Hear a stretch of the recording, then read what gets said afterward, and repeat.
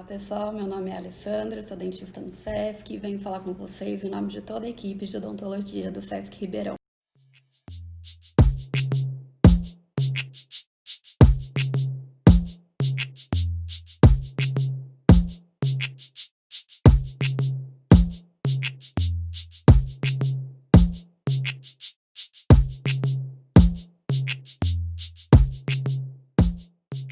Hoje eu vim falar um pouquinho para vocês sobre o bruxismo.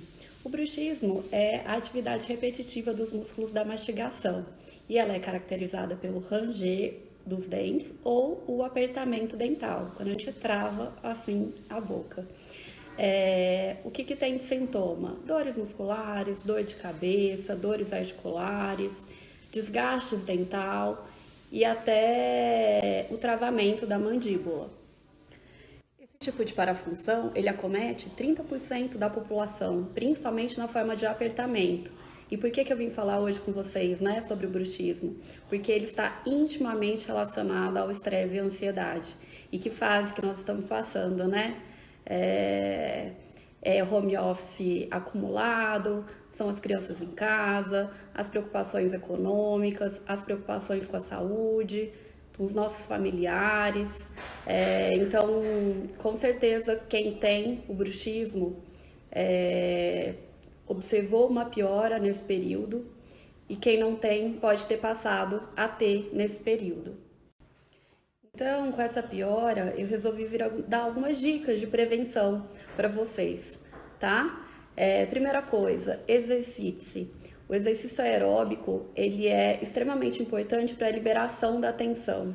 Então, fazer uma caminhada, uma corrida, dependendo do seu condicionamento, pular corda, dançar, o que não pode é deixar de fazer o exercício, tá bom? Outra coisa, organize-se. Faça um quadro de rotina para você. Se você tem criança em casa, um quadro de rotina para as crianças.